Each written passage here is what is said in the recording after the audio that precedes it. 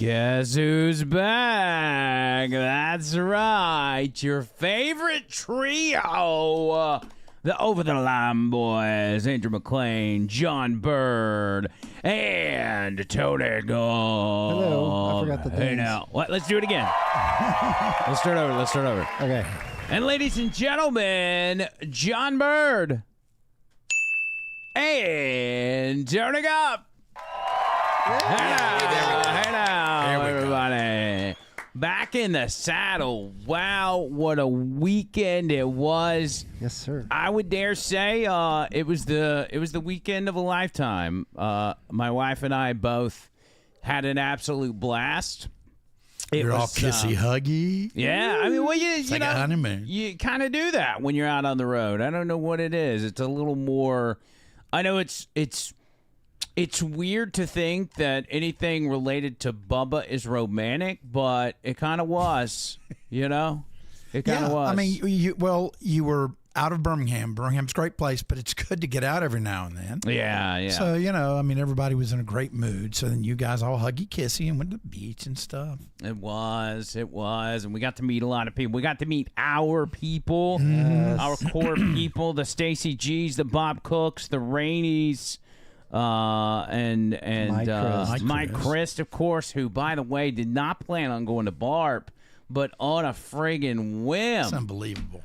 On Champion. a freaking whim decided he was going to come to the last night of Barp. And I noticed even, you know, there's like a guest list when you show up, and it's got the names on it. Like Mike Chris's name was written in. Like that's how last minute it was. Mm-hmm. Like, they had to write his name on the paper because he wasn't. Yeah, I went up front there, like, right ahead of when Mike came and said, oh, by the way, I have a +1. They were able to put it in. So, Mike Chris, that's actually a pretty big thing, the fact that Mike Chris was your +1. Yes. Like, that's something he could really hang his hat on. I can hang my hat on it. Yeah, well, that too. But I was saying, like, he didn't just go to Barp. He went to Barp as John Bird's +1. That's right. Which is crazy. But everybody, out of 10? 10 out of 10 for everybody? That's a 9.7 from me. It can never be perfect, you know. I would have had to won the lottery too for it to be a 10. I'm sorry, you know. I would say 9.3 for me, but that's only because of embarrassing myself. I had to work through some things. Yeah. While I was there. Other than that, I mean, it was great. That's understandable. When I look back and hard. I'd give it a 9.9. Dude, it's in the 9s. Yeah, that's hard enough. 9.8. Yeah. I don't really. There wasn't anything that really went wrong outside of you and Gene kind of not really hitting it off or whatever. But outside of that, I think it's Yeah, I was taken out of my comfort zone certainly many times. So were we. Were we, because you were our responsibility. So it was kind of, I don't know. It was kind of weird. Yeah, the Friday night thing is Johnny O'Carroll, the Irish guy. That got weird in that 199 thing. I just came in just to sit in the back and just, this is cool.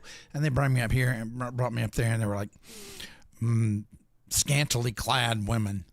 No, 199 was uncomfortable for me as well because it was crazy. You actually didn't have any intention of going in there, but I went to Creatine Travis and I'm like, hey, can we get up in the cut? And he's like, of course. He took us in. We sat down in one of the back rows, and then within like 2 minutes, they're like, come up and get on the mic. And so it's me and you on the mic, and it's just, I don't know. I think 199 is a little chaotic for me. I feel like there was too much going on. Yeah. As a radio guy, like, if you're trying to have a conversation, I can't deal with a bunch of background noise. And so you got the music pumping. And the horn. Gosh. Everything. It was just. So ultimately, within like 5 minutes of being on 199, I just got up and left. And left you by yourself. Yeah. And that's when it probably went downhill for you, right? It got bad, and I got somebody, threatened me to beat me up because I was looking at his wife, but I wasn't. I mean, they had this whole thing, and I wasn't looking, but evidently he was like this when I came out. And he said, do we even want to say who it was? No. We No? don't, because we were buddies. We even rode together to finish out the Saturday Okay, night. so you made up. Well, then it's probably okay to say who it was. It was Big Red. And he was kind of enjoying himself, So anyway, he was like this. He said, "You need to apologize to my wife." And instead of saying, talking back, I was like, "All right, what's her name? Can you describe her for me, and I'll apologize? I don't know what I did." And he says, "Oh, I'm like, Okay. "Well, let me apologize." So you go to her like this is just so. All right, so you're on 199. Johnny O'Carroll's in studio. yeah. And you come out to a very angry Big Red, a Red's Big Red, if you will. Mm-hmm. And he says simply, "You need to apologize to my wife," and you have no idea. John Bird's probably if you had to say, all right, everybody has committed some offense inside the Barp window, inside the gates of Barp. Everybody has committed an offense that requires an apology, except for one person. Who would that one person be? It'd probably be John Bird. But yet, you were the one approached. They wanted me to feel like part of the gang. That's what I love about it. And so instead of you saying, "Well, what do I need to apologize So for?" this woman who just happens to see what's going on, she said, "Come on, I'll show you what she looks like." All right, and you guide me out. So I go out, I find her, and I walk up to her and say, "Hey, I'm John Bird." She said, "I know." I said, "I just wanted to apologize. I'm so sorry." She was like, "Okay." And I said, "Well, I was talking." She said, "My husband." I was like, yeah. She said, "Don't worry about no." So you don't? Do you think you maybe was accidentally making googly eyes at his wife, or what? She was like 2 seats away. So it would have been hard to make googly Yeah. eyes. Yeah. So but anyway, like the next day, he came up, patted me on the back. You guys were buddies. Yeah, it's like he never remembered. Of course, he may not have remembered him, because Well, when we 199 was woo. we don't personally know Big Red. I mean, we do to an extent now that we've met him, but because I sat down with him at the pig roast and talked to him for a few minutes, but could have just simply been some confusion. And I think, like most of us, if our wives would have been done dirty in some way, we would come to their defense. So you can't really blame him. I do know that Bubba said something about Big Red being in trouble, and they were talking about yelling at him, and Bubba said he didn't yell at him, but I think Big Red was mad at Bubba too. Yeah, so he was already in a mood. Maybe, so yeah, maybe this was fallout. Yeah. Maybe you were forced to apologize for Bubba.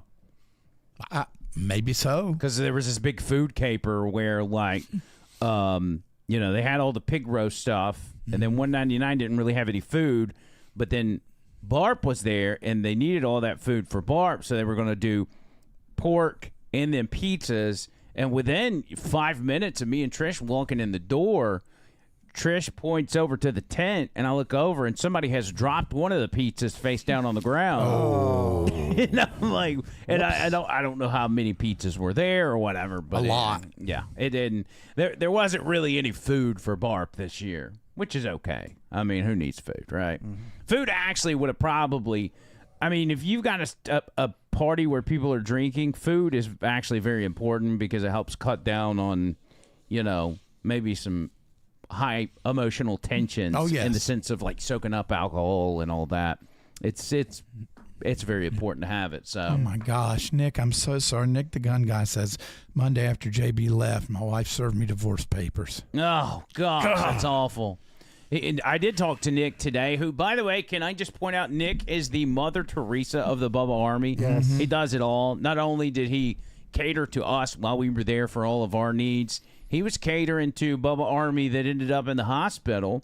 Greg and Amy, Amy had an awful accident where she ended up with a skull fracture and heart problems and all that. So they didn't even get to attend Barp. They were in an Airbnb. Nick goes over there and clears out all of their stuff and then brings it over to his place and allows them to stay, or Greg to stay at their place until she can get out of the hospital. I think she's still in the hospital now. I don't think they get out till tomorrow. And he's just, man, one thing after another, man. He's just taking care of everybody. And I don't think Nick gets enough credit for all he does. I'm just gonna be. Dude, he's Charlie honest. Hustle. He was on everything. He is, man. He's on top of it. So a lot of stuff to get to. We want to do a quick recap, and we'll start. Let's do all of this in order. Let's start night one. And I think I did a pretty good job of documenting the entire weekend. The first thing we did was we got in town. We got in town a little later than we thought we would. And Nick had proposed, hey, let's all go out to dinner at Bay. What was it called? Hula Bay. Hula Bay. And Trish and I were like, I don't know, man. Like, I don't know that I'm ready to meet everybody. I've got anxiety about it, and we just got in, and so we're like, I don't know that we're gonna go.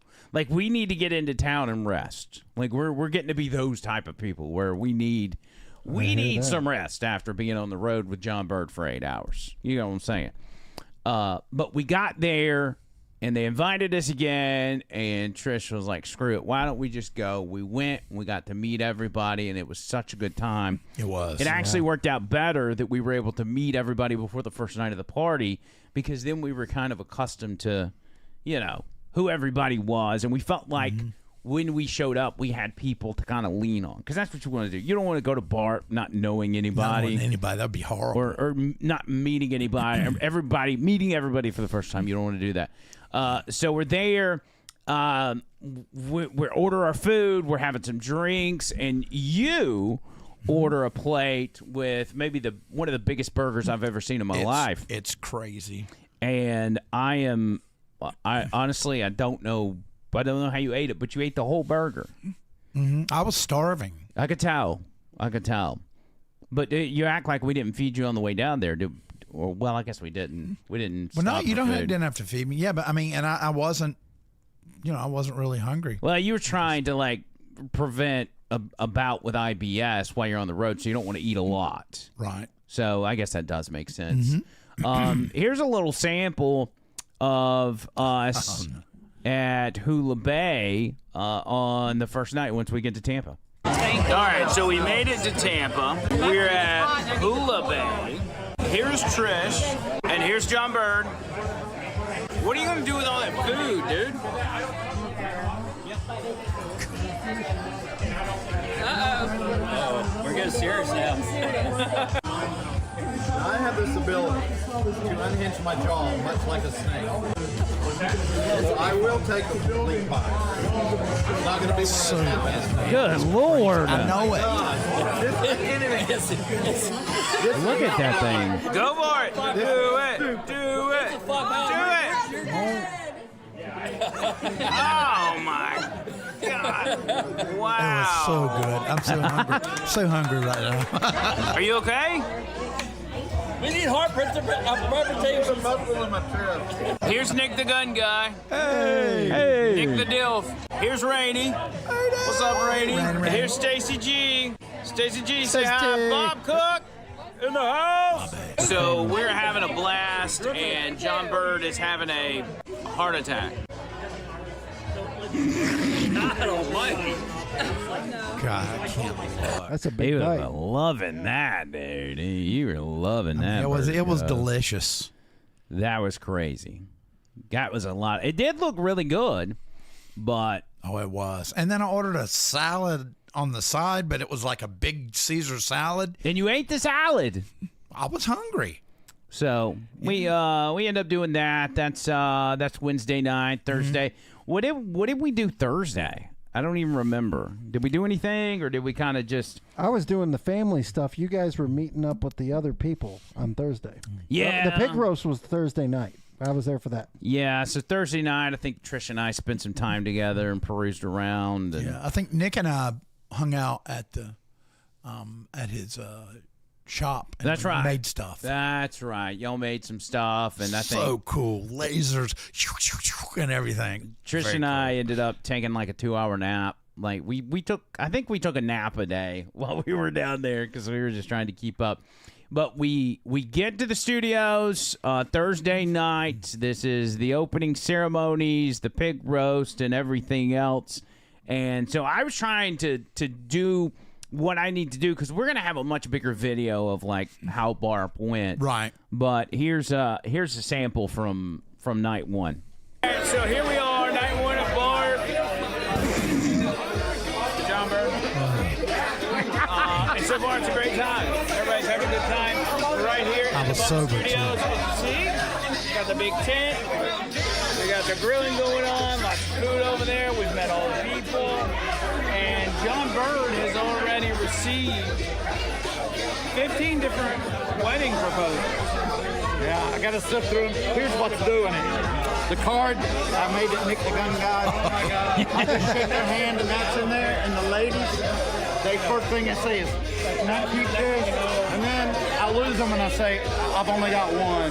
Can I have it back?" So he has to give it back. Every time it's killed it. It's killed my chances. That's right. This is great. And from what we're told is this is nothing compared to the next couple nights. Every night. It gets bigger and bigger and bigger. Gonna be crazy, bro. John Bird was on one, dude. He was. I in remember rare that, form. or all I had just started that. he was in rare form. But yeah, you had made that card at Nick the Gun Guy's place. Yes. And I got it right here, right now.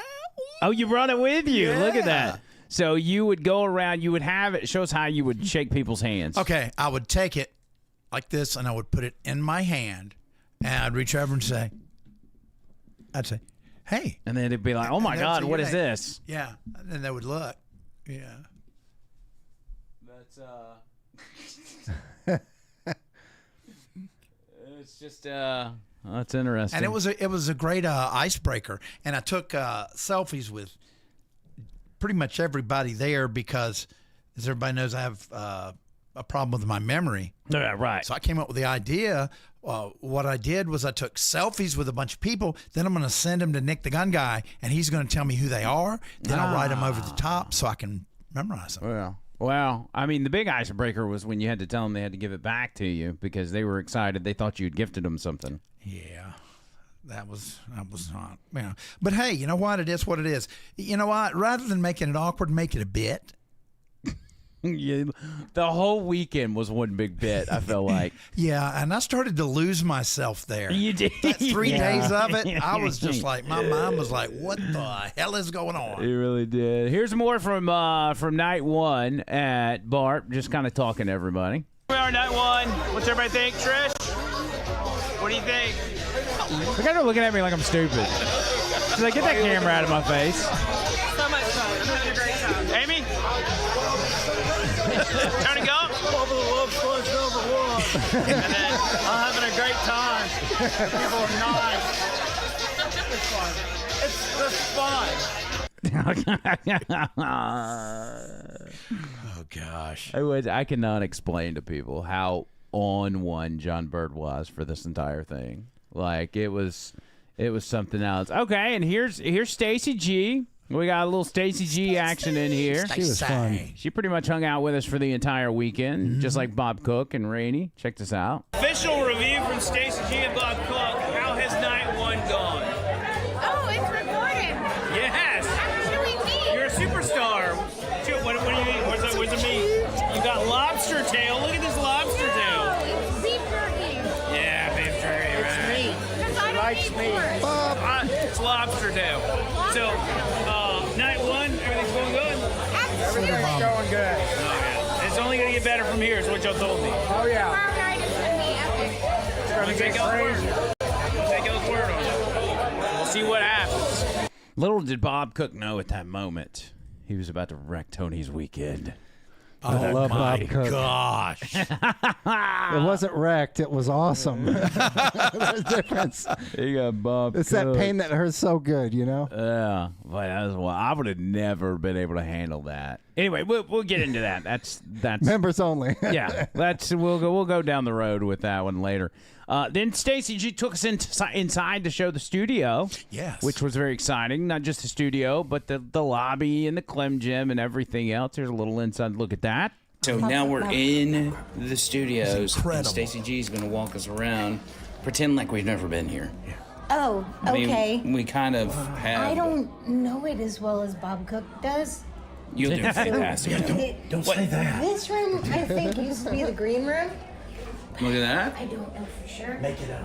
Yes. We can let John Burton. Do you want to be the And tour then guide? this is the gym. People work out here. This is my. Oh, are you on? Oh yeah, we Yes, were looking for you. raining. How was night one gone for you? It's gone very well. I've had 3 shots back to back to back. Oh god. dang. I can't even remember the last time that I drank at all.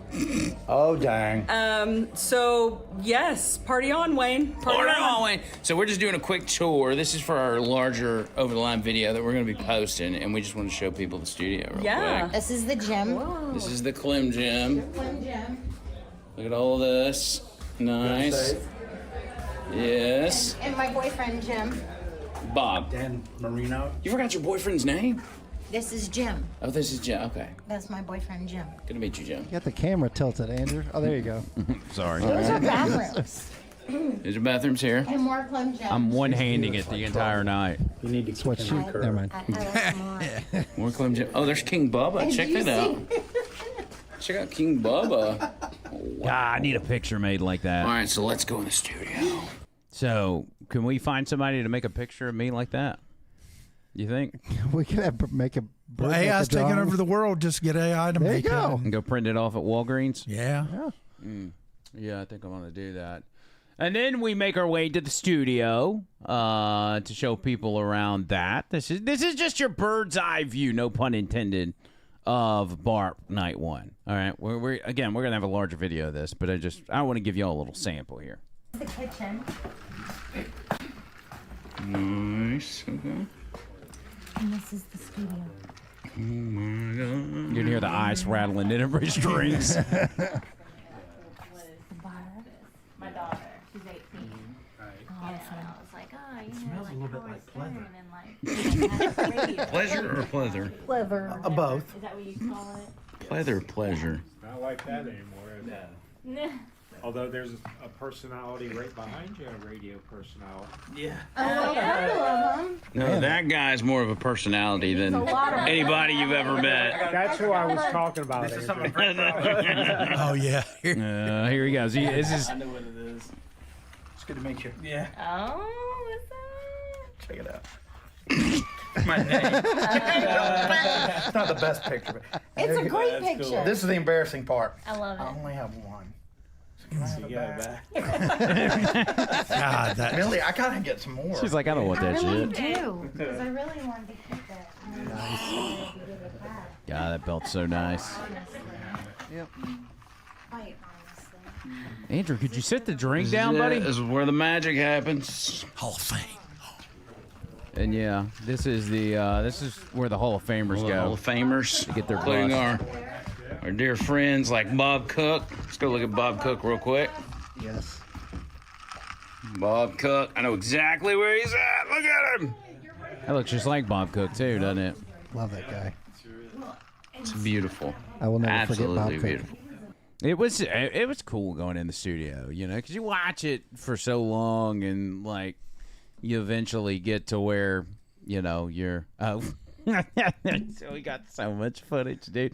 All right, so this is we're back outside. I'm sitting down talking to Trish and everybody, and I look over and John Bird is. Is this your third time on the pork bar? I only went twice. Thank you. Okay, so this is your second time. But portions were outrageous. And I want to say that Big Red was the one that pointed this out. He kind of nudged me, and he's like, "Look over there at your boy John Bird and what he's doing." And there's John Bird going for I'm round stupid 3. looking whether I know it or not. Interesting. He likes my meat. Big Red said he likes my meat. Look at this serious look on his face. Is that music? Okay. I don't know. It's probably muffled enough.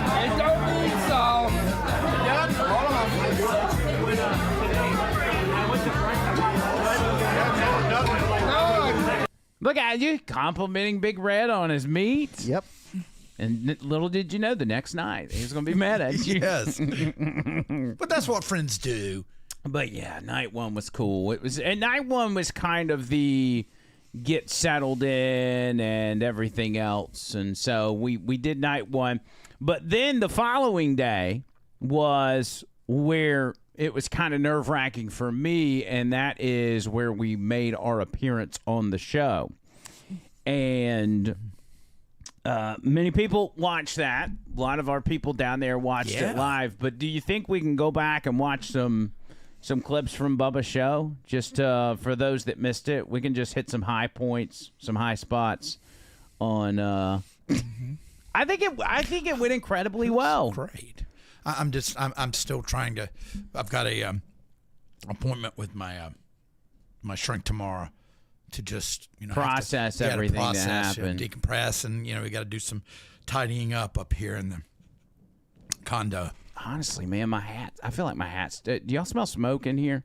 I think it's. Smell my hat. Tell me if this still smells like smoke. Normally I charge. I had to wash my jacket. Smell like a chimney. Nope. No smoke. I wonder what it is. Am I wearing a... Might be my shoes, possibly, because everything smelled like smoke after Barp. I don't know, man. I'm not smelling your feet. I'm sorry. I love you, brother, but... Yeah, that would be weird. Anyway, so let's go to Friday's show real quick. Bubba the Love Sponge show, they told us, and actually we had Lummy on the show before we left, and he said, I think it would be fun for y'all to come in, and we were kind of... in a joking manner, said, you should get John Bird to dress up as JoJo Cruz, the wrestler, and let's get Gene's reaction. And we thought, okay, Gene's friends with Bubba. He's seen a lot of crazy stuff, a lot of crazy bits. So John Bird showing up in a wrestling onesie is probably not that big of a deal. Like, on the list of things that Gene Lasker has experienced in his friendship with Bubba, John Bird in a spandex is, like, way down the list. But it didn't turn out that way. So here is, they brought us in. Gene Lasker did spot you, but I went ahead and set my Gene Lasker first and chatted on the show for a few minutes. Here's how it went. So how are the over the line guys doing? And how did what did Let me ask you guys, how was it meeting how was it meeting Sponjo last night? It was good. I mean, he was a little wound up. I mean, as the story was told this morning, which, by the way, I didn't know all of that went down. Yeah, I didn't get to see no action. I actually had to kick myself out of my own party. Oh, yeah. Well, my wife said a quick timeout. So apparently, he was playing grab ass with Lummy's wife, and Lummy's wife, she's so sweet. But apparently, it's a thing they have where they kind of flirt with each other. It's innocent or whatever.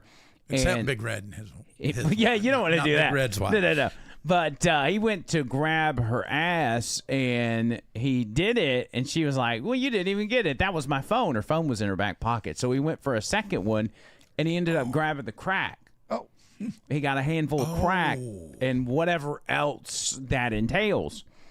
And so that happened, and I guess Walker, Lummy, and Ashley's son saw it and was making a beeline to Bubba to punch him in the nuts. Or started hitting the guys, the other adult men around him on the leg, like, something's wrong. You need to help me save my mom.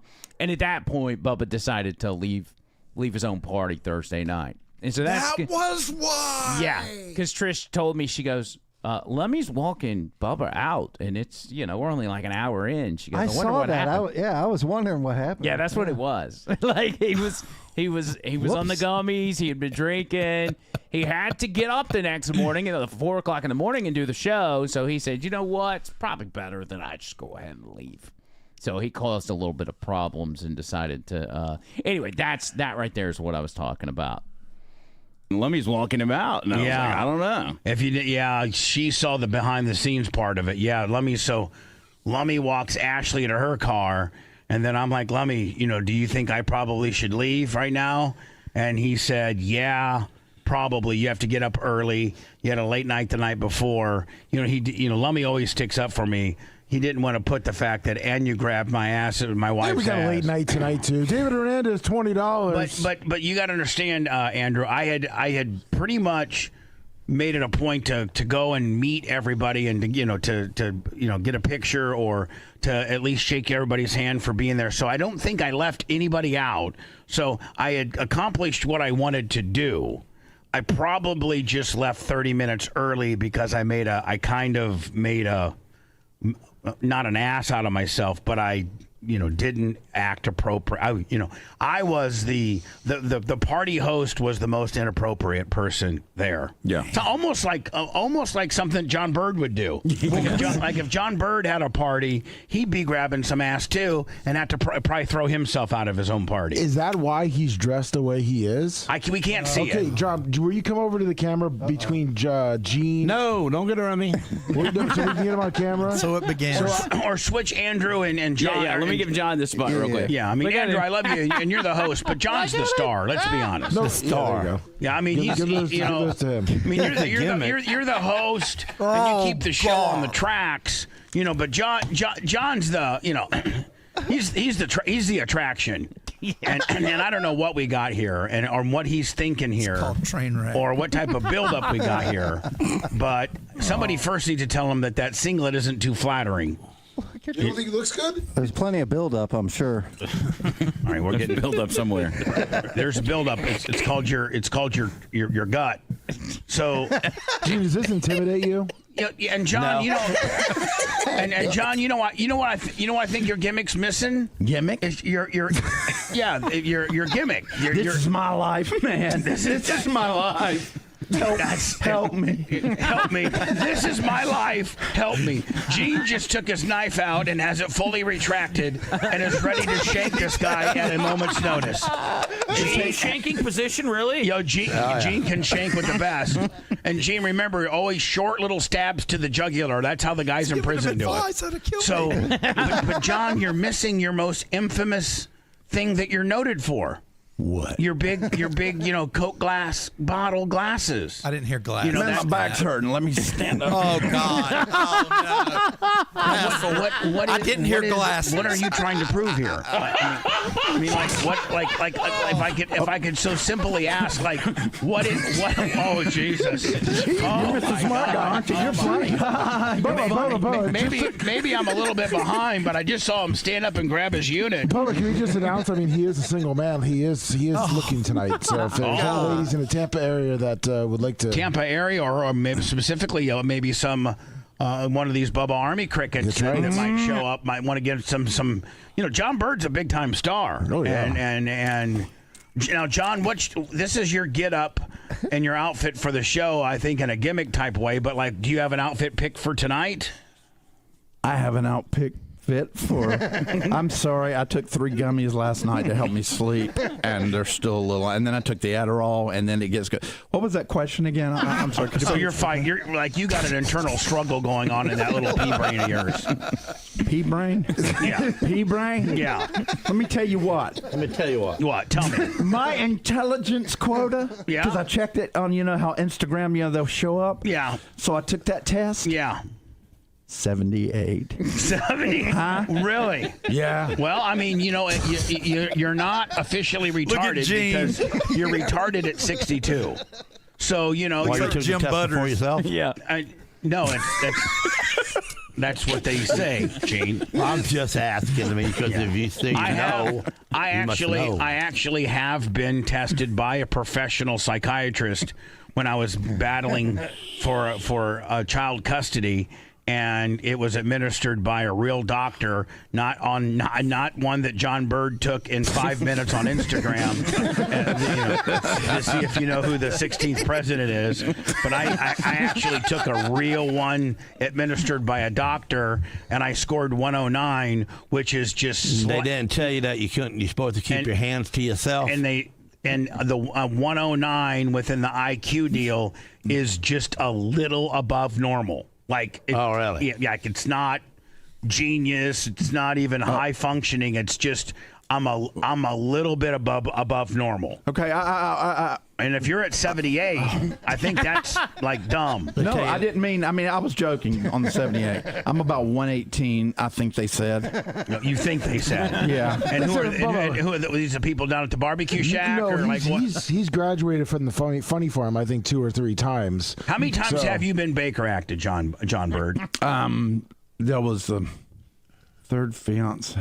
They only keep you for 3 days at the most. Well, no. I was a week. If Let me you tell ain't you got what. no money, they don't keep you at all. Gene, you're wrong. They don't keep you. It's not a 72-hour deal. They analyze you, and Okay, you so get at the anyway, minimum. a bird goes into explaining how, if you get put in the funny farm, like how. Well, by the way, can I know that there's a there's a moment in there where you were chewing on the mic early, like when you first got on there, and I was like, man, even on this show, he's gonna chew on the mic. What do you think when you see that? That's why I'm going to my shrink tomorrow to work through those feelings. And I've basically been hiding up in my room with my little heater going, watching Netflix shows. I'm not rewatching this. No. My favorite line was when you showed up and he's like, "I see your gimmick" or whatever, and you go, "Gimmick?" Well, I speak the truth. But I think what happened with me is, normally, I'm funny, ha like that. But when you get in an environment like that, I feed off of energy. Oh my gosh, it was like through the roof. Oh, you were, dude. You were in rare John Bird form, and as soon as we walked through that gate, and you were cutting a promo before we even walked in the studio. Oh, yeah. I already knew. Yep. I was like, oh Lord, like this is about to get wild. So, and it just went on and on like that. If we can move to the next tab,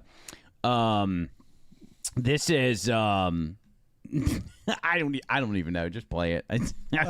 Then before she headed to Orlando, oddly enough, she came by. Oh no! Really passionate for 3 days while I was listening to the second Toto album, Hydra.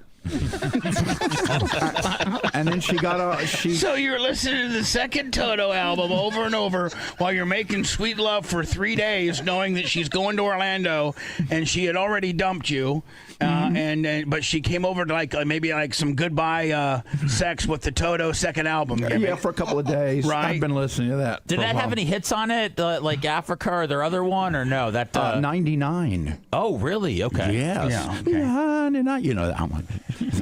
So back to the Baker acting. Thank you for guiding me because I get off. Okay, so what ended up happening was I had to call my parents. It was all the way across the state, and I was just like, my brain was like. So my parents were nice. They were really quiet on the 400-mile drive back home. So then I decided, well, I'm going to go live my life on my own. I'm going to go down to Orlando and fight for her. No, I was, saying that's just a coincidence. I want to go to Orlando. And I had my little Pinto at the time and went down 95 and I decided I was going to get an apartment. But I could not get an apartment. Well, I didn't have quite enough money. But the one place I could get was, it was like, and no homo.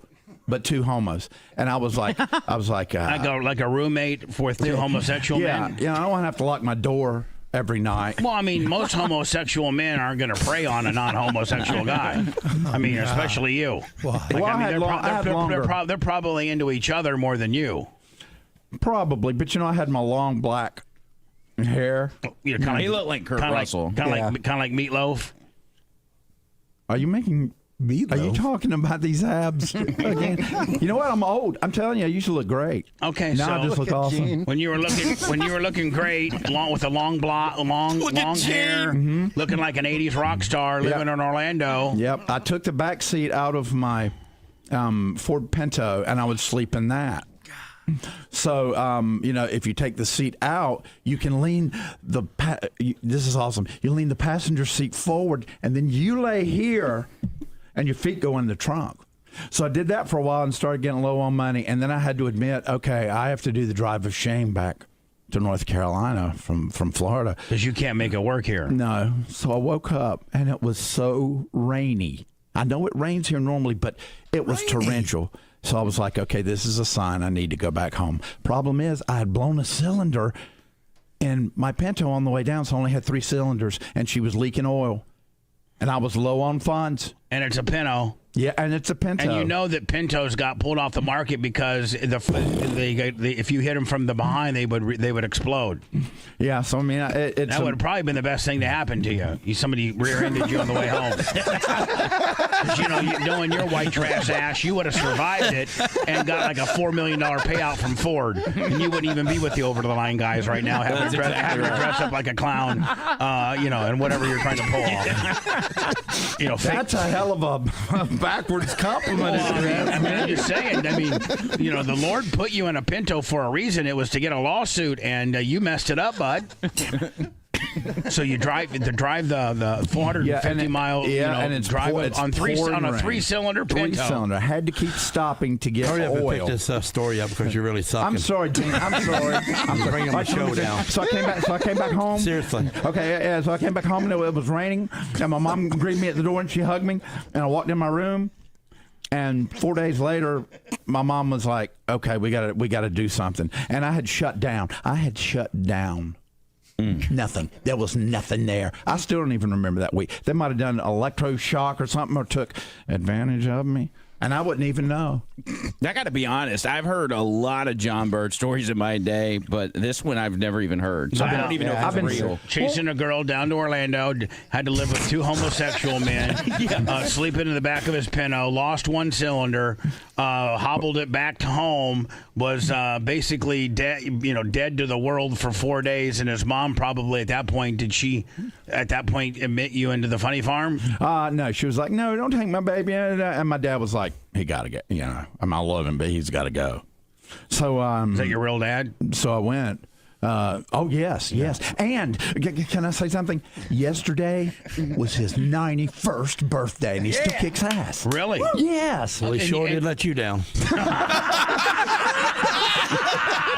Do you think your pa is proud as would like if he saw you right now on the air and you're in your full get up, knowing that you're on a very highly rated and highly distributed big time radio show? He wouldn't see 92. Do you think that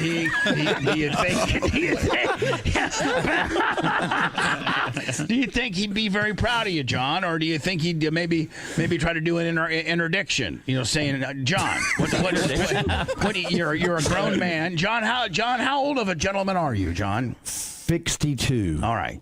So you're 62 and look 62. That's with an F.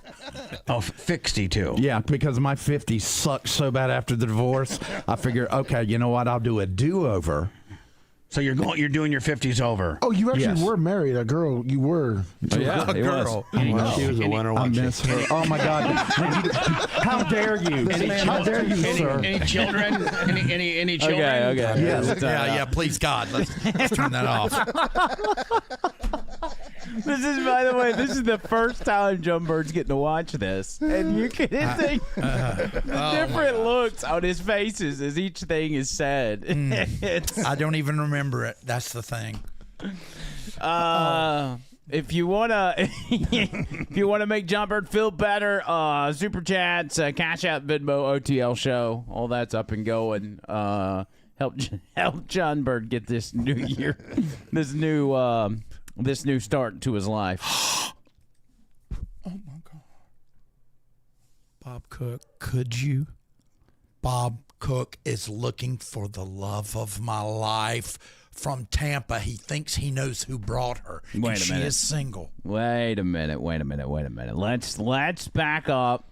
We've got one more clip from the show, but let's stop right there and discuss what exactly you're talking about. So I look over. I'm sending you a picture, Tony. I look over and I see John Bird chatting it up with a female who nobody's familiar with. Nobody really knows who she is or whatever. Is this a video or a picture? It's a picture. And he's chatting it up, and I'm trying to get his attention. I'm trying to get some content and everything else. And he's like, no. And then finally he gets over there, and he lets me know Hold on, I'll make sure that went through. It should be a picture. It should have just came through on the timestamp. A JPEG. That's what us tech heads say. I got it. And so anyway, I find out that he has fallen in love with this girl, but forgot to get her name. And here she is. She's very pretty, by the way. We hit it off in 5 minutes. We lived a lifetime. And what did y'all talk about? I don't remember. You don't remember what y'all talking talking about? I was so smitten by her, but we would laugh. I would say something funny. She'd go, she would say something funny. I would go, well, I'll go. And then I was like an idiot. I had drunk a tequila, and I needed to go over somewhere to do something. I said, I'll be right back. Mm-hmm. Okay. Well, then I did come back. We were talking a little bit more. And then I said, I'm so sorry. I've got to go somewhere, so I'll be right back.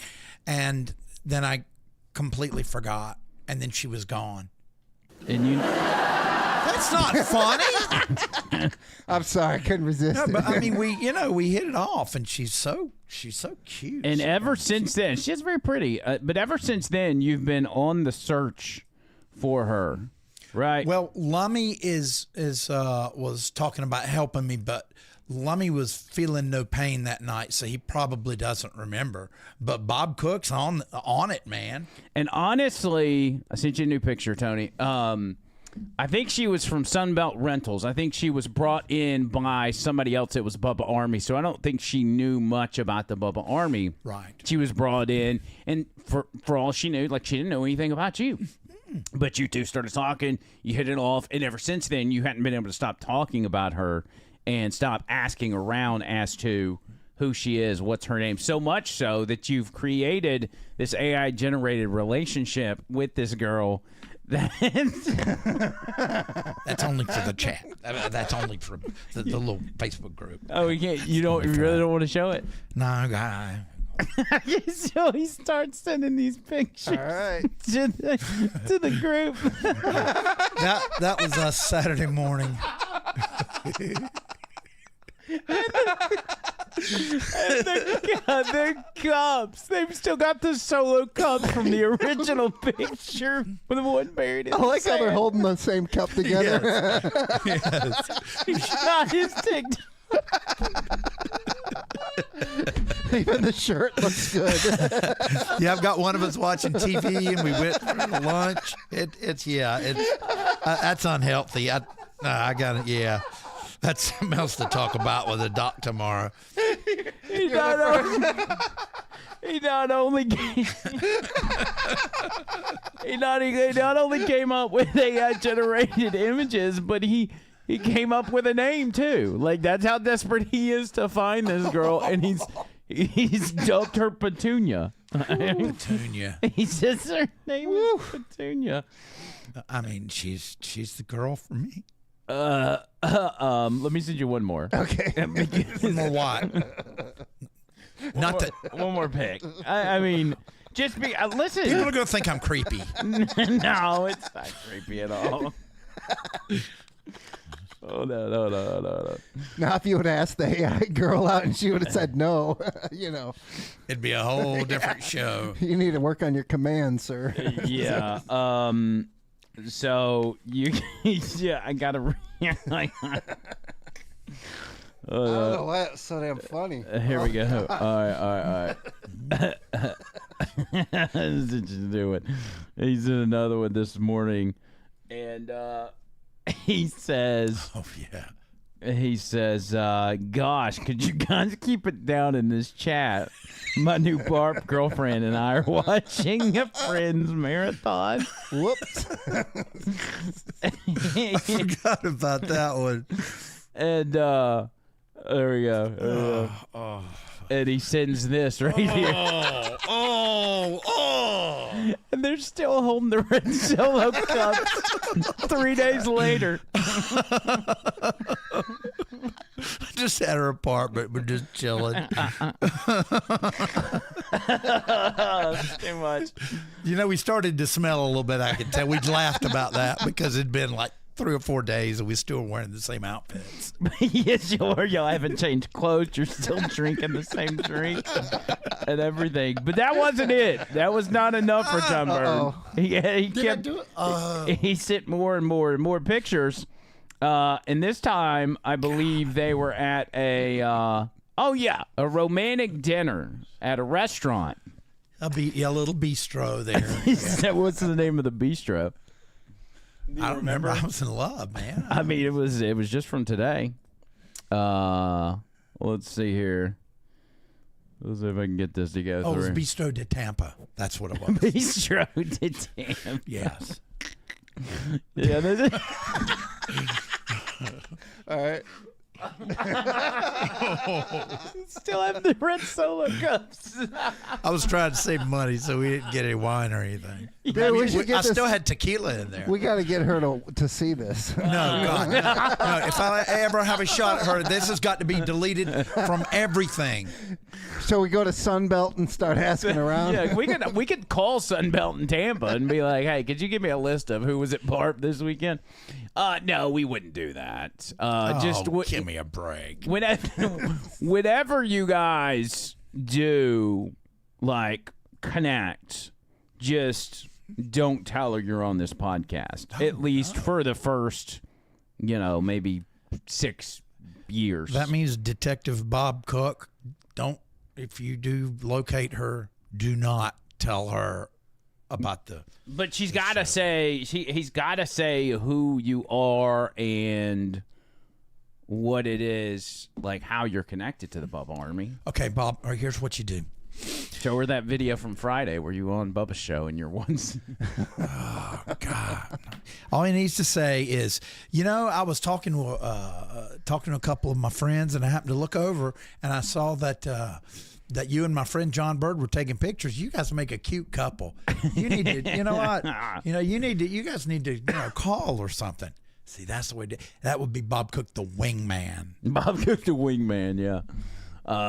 Anyway, I personally wish you the best of luck, and so does Tony. Like, we want you to find this girl, and she's, hopefully she's normal. And I mean, if she's not normal, her sense of humor. I mean, she's not like me, not like me. But don't you think you need somebody like you? No, good. And I dated somebody like me. She's single. She's what? Was she probably in her 40s, 50s? She looks young. I'm probably too old for her. She was, I would say, maybe late 40s, but she looked mid 40s. Now that's getting a little bit up there. I don't have $1 million. If I was a millionaire, the math would make sense. But then the question is, at that age, why is she single? There could be a completely legitimate reason. Well, yeah, but you have to maybe ask she the got question. divorced last year. Yeah. Okay. Well, that would be the ticket. Like, she's a scorned woman, she was cheated on, and like she was the perfect angel in the relationship, never did anything wrong. Yeah, that's probably what happened. But you know what? We all make mistakes. Yeah. Anyway, just one more clip from Friday. Wait, Lionel, I got to say this. Bird obviously has no qualms with how much more handsome AI made him. He has no problem whatsoever. That's why he allowed us to show it, even though it's incredibly embarrassing that he's making those pictures in his spare time. He still let us see them. One more shot. Friday show, Bird on the Bubba the Love Sponge show and his Love Fest with Gene Lasker. The over-the-line guys, Andrew and Tampa Tony, and the star of the show, John Bird. Here. The Merch Crick has just informed me that the tactical bags, we go through these things. By the way, Ryan Phelps, $50. All right. Love John Bird and Lasker's dynamic. I don't know what that means. Oh, shit, I forgot to do that. Watch your language, John Bird. You scared of me? Shoot. So we sell. Remember, he got fired from radio. He forgot how to do this. We sell out of these. We sell out of these Bubba Army tactical bags. She always orders like 100 or 2, thinking like, man, there's going to be eventually that we're only going to sell like 15 or 20, and we're going to be stuck with a bunch. But this is our, I think, 4th reorder of these things, and I did. So Gene's like, let me see what this So I actually took my tactical bag, which is identical to this, except mine's a little bit more gray camo. This is a little bit more green camo, and I showed Gene, how they work and all the compartments that they have and where you store your gun. And Lasker's like, man, I need one of those. So Lasker, I think you really do want one, don't you? Yes, I do. Yeah, and you can keep your gun. John Bird saw how efficiently you can pull that gun out on somebody. I'll put 2 of them in there. You could put 2 guns that in way, there. if someone said, hey, I know you got something on you, so give it to me. Gene's You reach in the leaning to his front one right. and give them the front gun. You throw it to them. And yeah, as you're flipping it to them, you're pulling the back one out. Boom. Well, you could, in that upper compartment, that zipper, you could put a little 25 in there. Yeah. Unzip it. So, John Bird, if you ever have a problem with Gene, realize he's going to throw you a gun. And as soon as you grab it and he's got your prints on it, then he's going to blow you away with his big gun. All right, I've got a different suggestion. Oh, how do you? Okay. You and I are walking down the street in the bad part of Tampa, okay? And then there's these gangbangers that come up on us, and they start to attack you, and you reach in and you grab that gun and you throw it over to me, and then you take yours out at the same time. Okay. So now, so you're saying you can either use it as a throwdown gun where you frame an innocent man, or we're never going to be walking on the same street together or you throw it to your buddy, and you got a 2 and gun. If I feel that you're following me, I will kill you. So anyway, you can go to Bubba Army store, Bubba Army merch, Bubba Army shop, and get these Bubba Army tactical bags. They will sell out. They sell out every time. They're $29.99. They are well made. I've had mine for probably 2 years. It looks brand new. Oh yeah. I put my car keys, my iPhone, my wallet, my credit card holders, my gun. It's just, and then you can kind of sling it over your shoulder. It's really, really ergonomically, or however. It's convenient. It is. It's very. You have one, don't you? Yes, I do. I love it. Exactly. Carry it in my truck. And if Seth carried a gun, he would have one as well. I think he puts his knife in there. Yeah, he does. Yeah, no, I have it at home. It's I put my sanitizer and my knife in it. Now, John Bird, do you have a Bub? I don't know if your handlers would want you to have a knife, but we make our own knives too. Would you want a Bubba Army knife? Maybe you could give it to us, and then once we part ways, when we get back to Alabama, we can give it to him so he's not on the. So he's not spending the next 2 days playing with. Because see, it's kind of like a mini switchblade where it retracts. Seth just gave it to him. Let me show you, John. Look at this. Seth gave one to him. See, it's like a switchblade. Oh boy! I'd say you pull this. Oh no! Oh yeah, that might be. That might. Yeah, $10 if you cut yourself. Tony, you look queer. Tony might need to step in and take that away from John Bird. Oh, I got my eyes on it. That might not be something. Yeah, Bird, just sit that down, buddy. Sit that down. Look into the hole. No, Gene. I was going to do that. I trust you. Gene, why are you trying to hurt this guy? Yeah, he loves you. This guy really thinks you're pretty cool. He does. He have wants a lot a of happy respect. ending. Not that kind. Not with you. I mean, I have to get to the story, and John Bird might even have to be able to editorialize on this. This was our clickbait. We didn't get a chance to talk. So we need to talk about it now. And, John Bird, now is your dynamic on the show. John, you're going to hurt yourself. Give the knife back to your handlers. Get it, okay, please? Tony. Yeah, you're flipping. Don't look in the hole. You're flipping it out like you're all that. You're already turned into a Mexican. You're not Lucha Libre. You're not handy on the steel, John. Okay, you're not Warren G. Regulate. You're not handy with the steel. He got rid of it. So give it back to your handlers. Right. They will give it to you on a reward basis once you finally have returned back home to wherever you stay. What is your living arrangements like, John Bird? Oh no, we can just go past this. You had to ask that. It was once a really nice neighborhood. Mm-hmm. And the architect evidently was like fresh out of school. There's all these weird 1970s angles to it. And then don't get me started on the gutters, and that started the rot. I think he's just asking, like, do you live alone? Yeah. Do you live I'm not asking for the architect. You should have got free too. I'm not asking for the Frank Lloyd Wright influence on the gutters. I'm asking for, do you live in Cracktown, or do you live in an affluent area? No, Are you a renter? Do you live in a condo? Affluent area. I'm renting. I've got a roommate named Hank. Mm-hmm. Oh boy. And Are you guys lovers? No, we're friends. Let me tell you something. When we were down and out, we stayed in like this little, house that people stay in. Let's fast forward there. Down and out. Yeah. Did you tell Hank what you were doing when you were out of town? Did you let him know that he was on a he was mentioned on a highly distributed podcast? Sure. Yeah, sure. You told him? Yeah. Of course.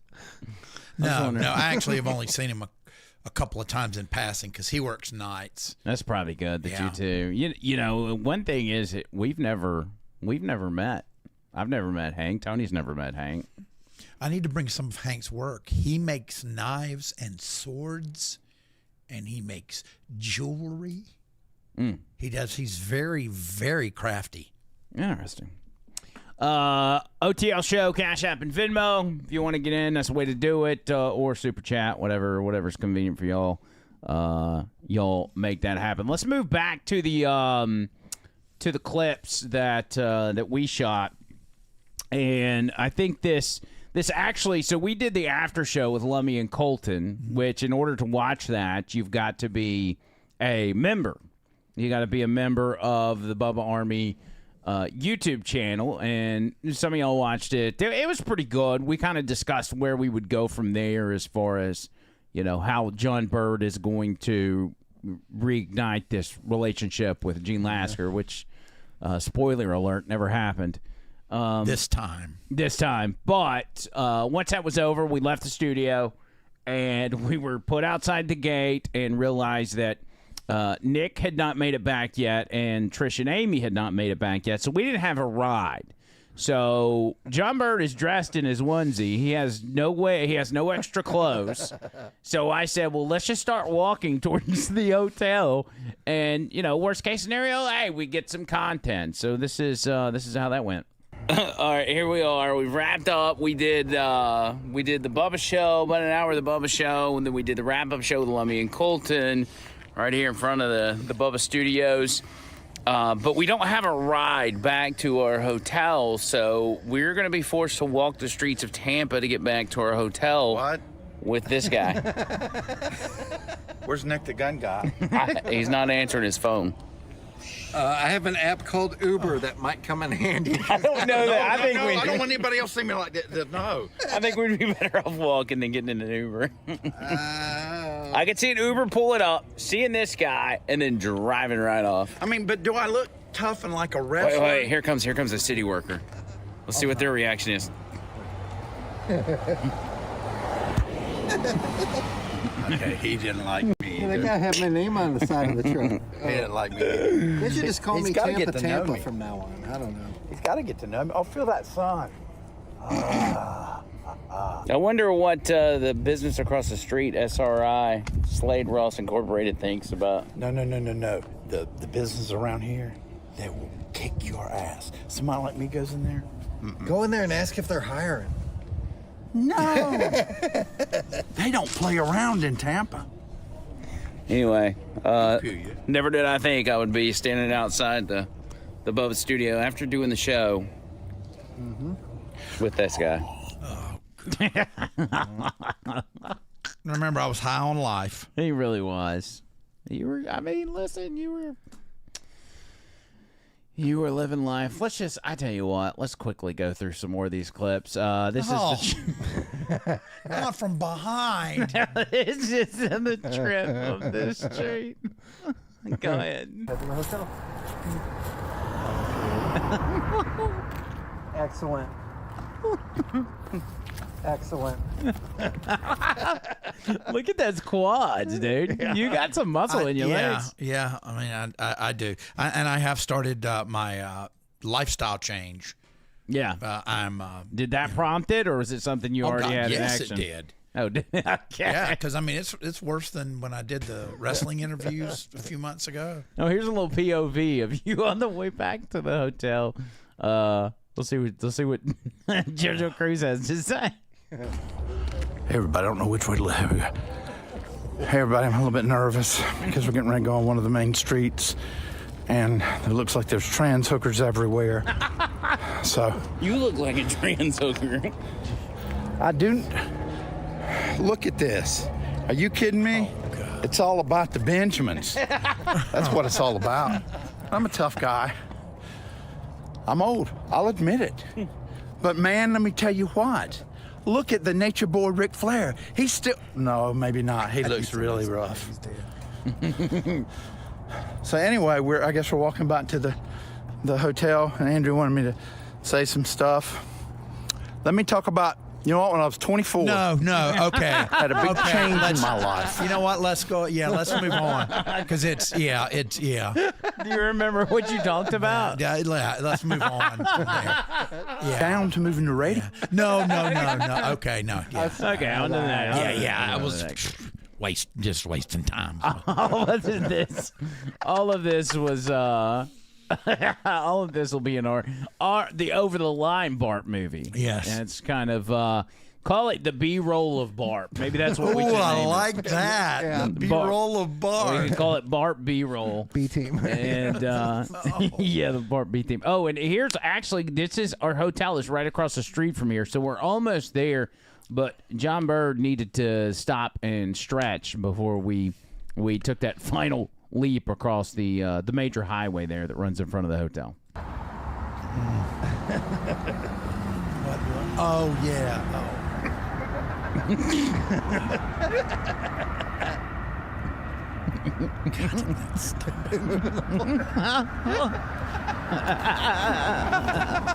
I was trying to do the pole dance, but almost fell down.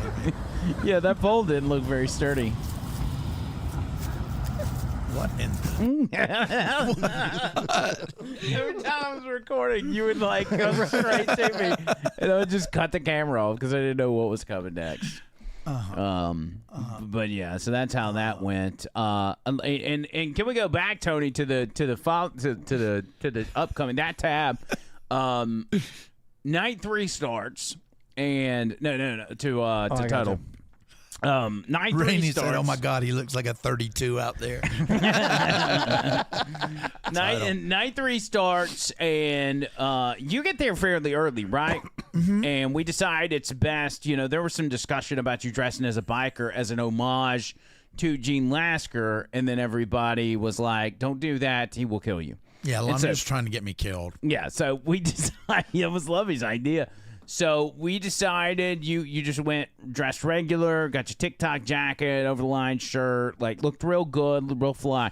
But you got there earlier than I did, and when you did, you came face to face with Tuttle, and everybody knows the history between you and Tuttle.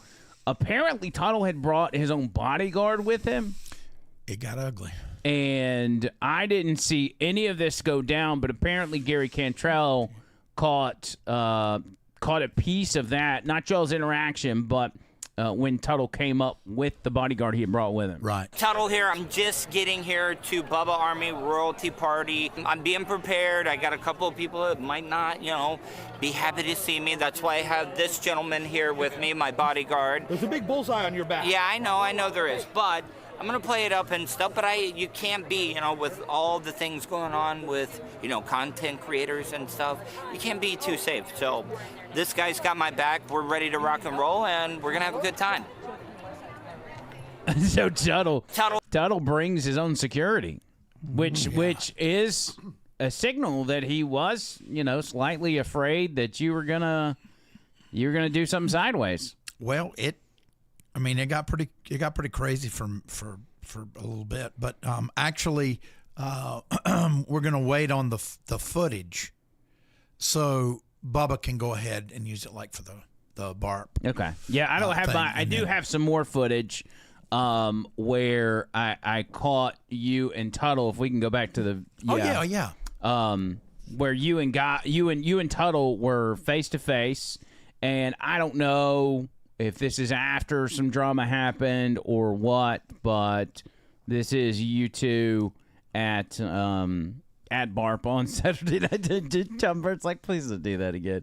This one? Yeah. Okay. This one right here. This is you and Tuttle, and you seemed very excited to see him at this point. So again, I don't know what happened between what happened before I got there and what happened when I saw y'all. I can but tell you one word: Adderall. Okay, that got me agitated because we text and everything. Yeah. Well, y'all seem to be okay in this clip right here. What exactly happened? I don't know. Let me tell you about my best friend. Yeah, no, I didn't know what was going on. Like, I mean, he had called me out that one time out of nowhere, and then he apologized, and then he was back about talking about going to the dark side against me, and he was tired and stuff, and I just don't know. Like, are you bipolar or something? Yeah, I mean, I am. I thought you were on no medication? Oh, no, I started back on Adderall about 3 days ago. This was what happened. He gets in the car with us in Birmingham. Yeah. He's been off Adderall for months. Gets in the car. He didn't sleep at all, did he? Probably not. No. We get 10 minutes down the road. He's like, by the way, I started my Adderall again. We're like, oh, shit. And I think that may have fueled... How many milligrams? And 40. I didn't know they came in 40s, but I mean, I can do about 30. Oh, you're doing that overall extended release. Yeah, because I tried the regular and it would just go, and then I have to take another one. I like it. Yeah, it's fun. The up and downs are the fun part of it. Why would you want a smooth ride? Don't you like roller coasters? You like roller coasters? Not anymore. Okay. I want smooth sailing. This is a human roller coaster right here. Yeah. Everything is up and down. You know, somebody died on a roller coaster in Orlando recently. What happened? He was paralyzed from the waist down, and he couldn't like hold himself. For some reason, they put him on it, and the up and downs killed him. Yeah. No, in Universal Studios, yeah, I promise you. Epic adventure, yeah. Well, I mean, how do you hide something like that? Because it's probably gruesome. Did he fall like... No, he didn't fall. He made his head. Birds are drilling off. That is, you got to ask the question though. Like, who put a paralyzed person on a roller coaster? Yeah. In Orlando, like who made that decision to say, okay, this guy can't move his arms or his legs. Let's just strap him in. And That's just absolutely horrific. It is. I mean, he said the up and down killed him. I don't know what that means. Maybe he just got jarred too much. Yeah. I would think he may have like slipped out of the brackets. Yeah. Because you can't hold yourself in. And so, you know how it feels like when you're on a roller coaster and sometimes you're like, oh my God, like I'm going to fall out of this thing. Yeah. But it really happened for him. Yeah. Dang. And then the big Bubba Army royalty presentation. They bring people up who have qualified for Bubba Army royalty. Alex Stein hit the stage at one point, and he had a lot to say as well. Here was his moment. He's very skinny. Very skinny, Alex Stein. Very much so. In shape, skinny. Why are you losing and the ladies mic? scoring at home. Single. He lost the cute blonde? He dumped her. Running He for said, the "I wanna-" tsunamis. Yeah. I just want to say something, shortly. cat lover. This is a very special party, and, it's an incredibly inclusive party, right, Bubba? There's all walks of life here, and rules of life. and rules of life. And a lot of people accuse me, of being, since I'm conservative, anti-LGBTQ, and I always tell people, well, that's impossible. I'm a Dallas Cowboys fan, so I have a lot of gay pride. But I just want to tell you guys this too.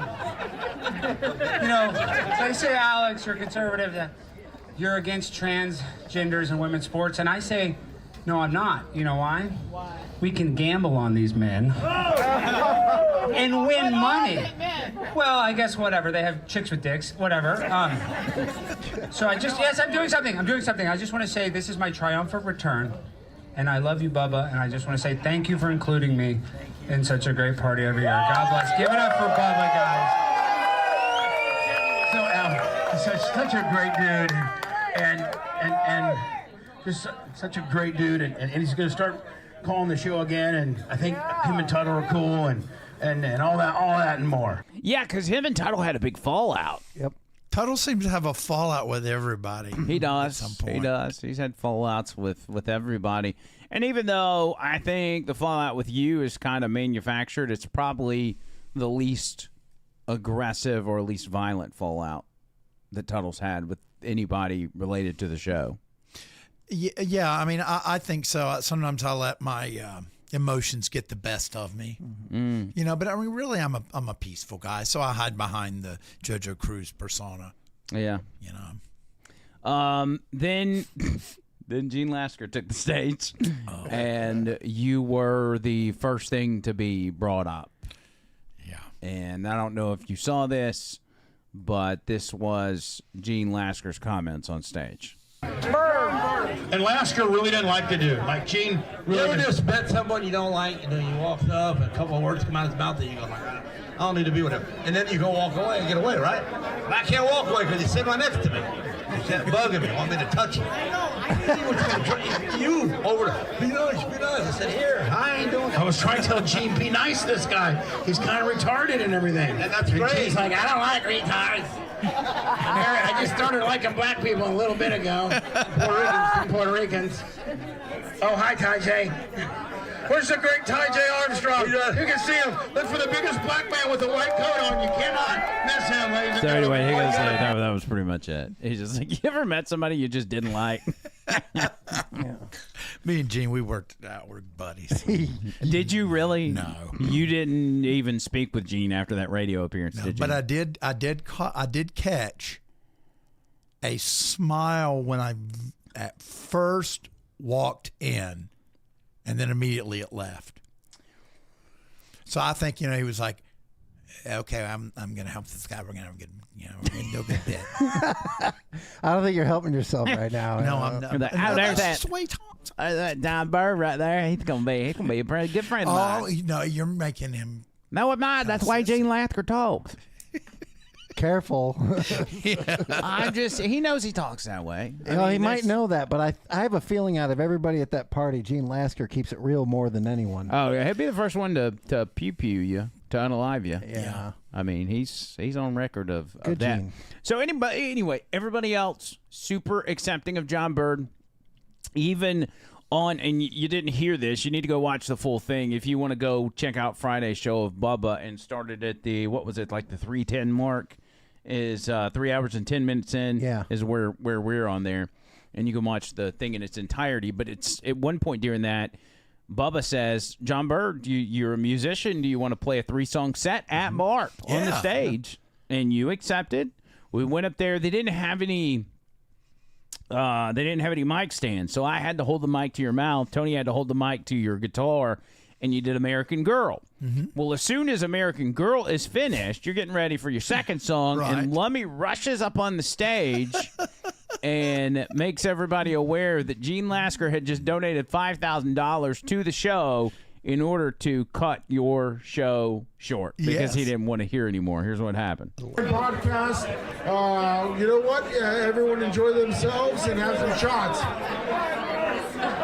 We got a complaint from the neighbors. Sorry, everyone. Gene Lasker just donated $5,000.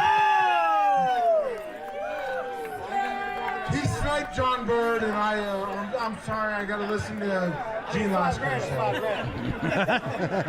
I just wanted to say I completely respect Gene Lasker, and I look forward to one day us being good friends. If you want to listen to John Bird, you can just go right outside the gate, and he'll be doing an acapella. We're right over there. So thank you.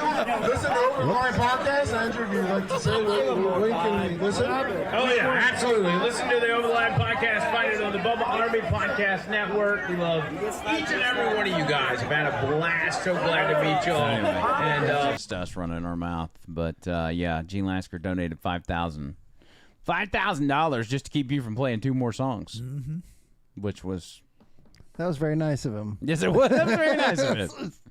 Well, I'm actually working on a friendship song for Gene Lasker. Oh, you gotta write a Lasker song, dude. Yeah. Oh, and we'll get it to him. Yep. We'll send it to Bubba and say, Bubba, next time Lasker's on, just play this for him, and you can perform it live on the show. We'll just clip it, send it to him. At some point, Lummy was acting real weird, and I guess his shoe fell apart or something. Did you? Yeah, I see saw that? Yeah. So I just went up to him and asked him like, hey, what's going on here, buddy? What happened? Here's what he said. so fast. So, what happened to your shoes? He's drunk. I got some nice shoes, all right? I got some nice shoes, and guess what happened? I don't have a fucking soul now. And Jesus Christ, why does your camera look at me so fat? I know I'm 300 pounds, but Jesus Christ. Hold on, let's do this second. And how great am I? Fuck. By the way, yes, now I'm shorter. So I'm going to walk around the rest of the night with half a fucking shoe. So, you know what? Love the other line guys. They're great guys. Love them. And there's around here. I came over to talk to Bubba, but... I know. I've been trying to talk to Bubba for an hour, but... I literally just got blown off, so... All right. You know what? Thank you. He was saying, I was like... I couldn't understand what he was saying. He was so awesome. it was, Dude, Lummy was awesome. You got to admit. Yeah, Lummy's a man. Everybody Gentle was. giant. Gentle giant. Everybody was a lot taller than I expected too, especially Tuttle. Tuttle Yeah. blew me away. He's taller than me. Yeah, I thought Tuttle would have been much taller. And anyway, we'll keep this thing moving. We got to move fast. I finally caught Bubba. I cornered Bubba inside the Clem gym, and I said, "Here, we just need to talk for a minute." He says, "I don't want to be on camera," but I put him on camera anyway. So here's how that interaction went down. Videotaping, I hate videotaping. Well, listen. I'm not saying nothing. You have done so much for John Bird. I mean, you have elevated him to a level that I never thought I would see him at. Yes, he's very talented. You have to handle him correctly. And just like your overall impression. I don't think you guys appreciate him for the talent that he is. I think you guys take a little bit of advantage of him, and he's borderline more talented than both of y'all. You and Andrew. He kind of is. Are you Tony or Andrew? Amazing. I'm the main guy. Okay, but are you Andrew or Tony? No, I'm Andrew. That's what I said. I was calling you Andrew earlier. No, and you I had said it right. Tampa Tony. You had it right. And I was referring to you. I had it right. But when it comes to Bird, But when it comes to you two talented motherfuckers, you need to realize Bird's doing the heavy lifting. Bird is doing the heavy lifting. Being funny, Bird is better than you two. When there's 5 different birds, that's easy to have the upper hand, right? That is a neglect of your management skills. But you may be right about that. You need to manage him more correctly. Anyway, to encouragement, not you guys dog him instead of propping him up. He didn't have his own T-shirt. He didn't have his own website. It's all coming. We got Nick the Gun Guy working. It's all coming. Sure, it's all coming. So anyway, I just want to thank you. I think for you're all taking you do. advantage of a disabled person, to be honest with you. Well, I mean, the state of Louisiana or Alabama, where the hell Probably you true. Where you rednecks live. You guys are probably abusing, well, it's the elderly and the disabled. Yeah, it's a double whammy. Yeah, you guys are abusing the mentally disabled. Right. Yeah. So, well, anyway, I want to say I appreciate you bringing us in and making us part of the family. Thank you. I appreciate it. And we love you. We appreciate it. All right, man. Good seeing you, Andrew. Not Tony and Tampa Tony. All right. He was so drunk, dude. It's Tampa Tony. He was, man. He was lit. He had a good time. Yeah, he did. His mom was cool too, by the way. Yeah, I didn't get to meet Jane And Cakes. sister. Yep. His sister, here's how I got to meet his sister. She just walks up to Trish. She goes, "I just want to tell you how beautiful you are. I just think you're so beautiful." And I was like, "Oh." I said, "By the way, I'm Andrew." She's like, "Oh, it's great to meet you." But no, everybody was cool. Alex Stein, I can't say enough about him. He was super cool. This is Stein in the studio. This is before. This is after I told him, like, no more nonsense, like, no more this back and forth. Yeah, we got to get it done. He said, we're gonna do it. I'm gonna come on the show. Here's Alex. Here's Alex Stein, Barp 2026. How did it go? Oh, it's a great Barp. I mean, somebody gave me a cookie. I think it had some sort of medication. I don't know if it's some Pfizer or not, but I feel a little vaccinated, is what I'll tell you. But it's been a fun party. A lot of great people. And, I like to mark out, to Bubba because, I'm an old school Howard Stern Bubba fan. So it's fun to come here and hang out in the studio. You know what I mean? Don't you like that? You know what I mean? It's like we get the behind the scenes. Yes. So that's the fun aspect of this. I think more creators, and I need to do this when I have my own studio, which will be very soon. I want to invite people there. It's very cool. So I'm having a good time. It's a great night. Yeah, good time, everybody. Mm-hmm. Yeah. What Dude, kind he of was beer so is awesome. he drinking? He was so awesome in person. I have to say that. He really was. Yep. Those are those like seltzer bears. And now that you're eating on mic again, I know everybody's missed that, but I want to say this. Nick the Gun Guy sent us a picture. He bought you one of those big cheese ball containers, and it was full last time, like, I guess this was, Thursday night or whatever, it was full, and then the next morning he sent us a picture, and there was about this much left in it. Yeah. Thanks, Nick. It was about 80% empty. Well, it's because I'd had a little too much to drink the night before, and I spilled some. Oh, did you? All over the floor. Oh. I hadn't even opened it. I just opened it and reached for one, and it fell off the counter, and it went everywhere. So I had to clean it up. Total one-off. Are yeah. you sure? I mean, I believe you spilled the cheese balls, but are you sure you spilled them, or did you eat that many? I spilled them. Okay. I'll take your word on it. No, I can't lie in front of Nick. Yeah, I ate them. Okay. He had like 3 or 4. Let's hit a couple more of these. Rainy's assessment of Barp. This is all Saturday night. Rainy, how did Barp go for you? Barp was really great. I was inducted to the Hall of Fame, so that was a big, big deal. And getting to hang out with everyone was really great. And meeting John Bird was just as great as I expected it to be. And we can't wait for next year. Perfect. So that's the Hall of Fame deal. I mean, I saw a couple people weeping on stage when they got their Hall of Fame deal. Like it's a big thing, and so By the way, I've got an idea. I'm going to premiere Friday about us having our own Hall of Fame. Really? Obviously, it won't be as good as that, but I'm using my arts and crafts ability, and Hank will help me to put together something that we'll just try out on Friday for like a Hall of Fame. Yeah, that'd be good. I'm sure it'll go well. It will. A little better than those fancy statues. Mine will be real. Yeah. They won't look just like the person. Here, let's keep playing clips till you get finished eating. Okay, so let's move on. This is Lasker. This is when I finally got Lasker over to the side, and I said, all right, I want to know your real feelings. Like, tell me really how you feel about John Bird. Here's what he said. Gene Lasker, who's had a hell of a past 72 hours. How did you feel like Barp 2026 went? I'd say it was probably one of the best Barps ever. It was kind of low key.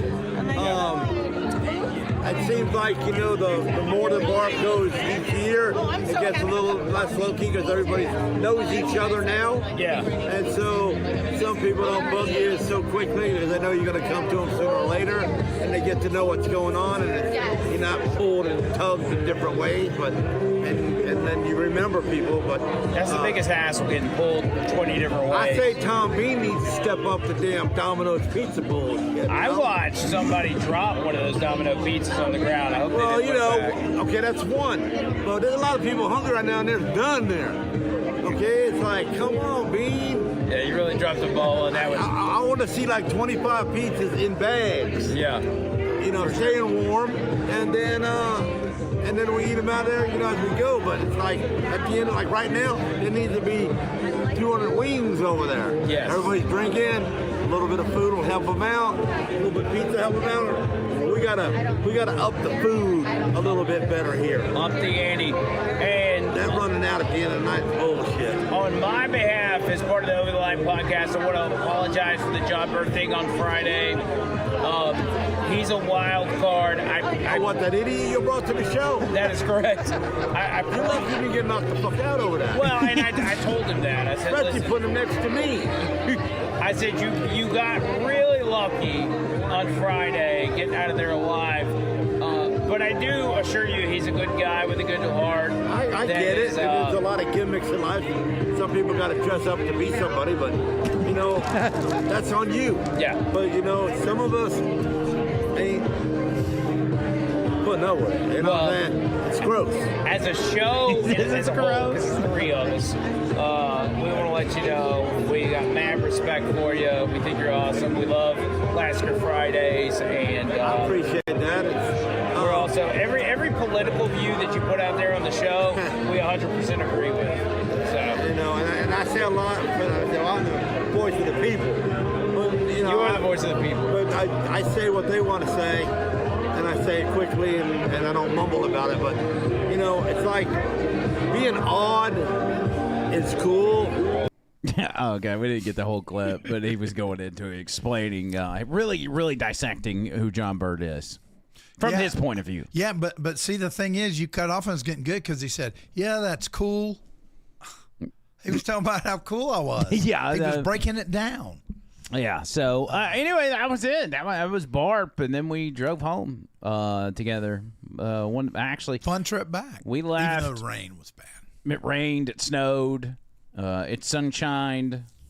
We made one of our first stops was at a Florida Citrus Center. We saw it on the side of the road, and we decided we needed to stop there. And even though it was 7 o'clock in the morning, John Bird was ramped up, ready to go. This is 2 minutes into the gift shop called the Florida Citrus Center. All right, so here we are on the way home. We're at the Florida Citrus Center. And there's John Bird. John Bird's wearing. These are so good. I haven't had grapefruits in years. They got coconut heads out there. I'm going to buy one for the studio because when I was a kid, we came through Florida and we stopped and we got a coconut head. I still got it. It's like I'm proud of it. What's wrong with you, freak? We just saw this place and we thought you were reliving your childhood.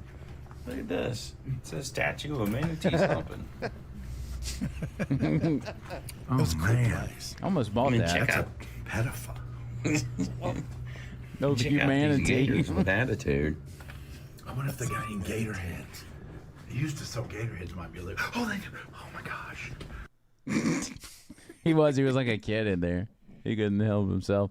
But he ended up ultimately. He found what was it? Oh, he found a worry stone. Yeah, we posted this one on social media.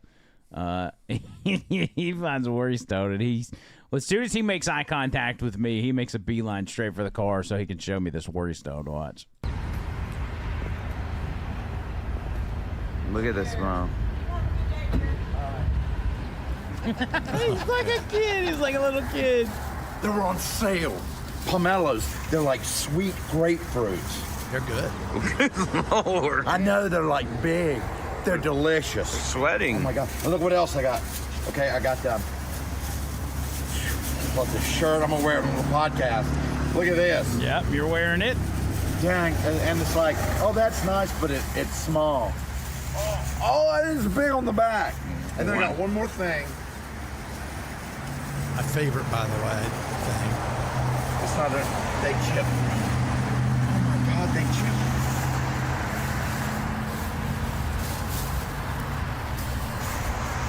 I can't believe. Oh wait, no, they didn't.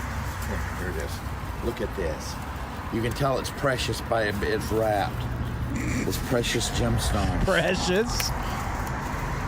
That's it. She said they had it imported from Egypt. I think she was lying. Dang. Oh crap! Did it break? A Florida work.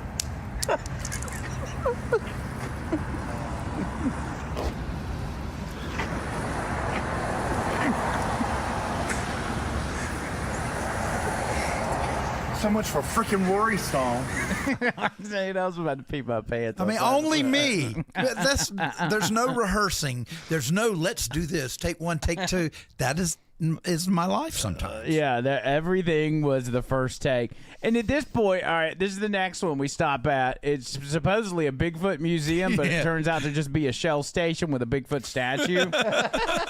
And like 2 different like Bigfoot dolls you could buy. So he goes in there and buys one. He's very excited.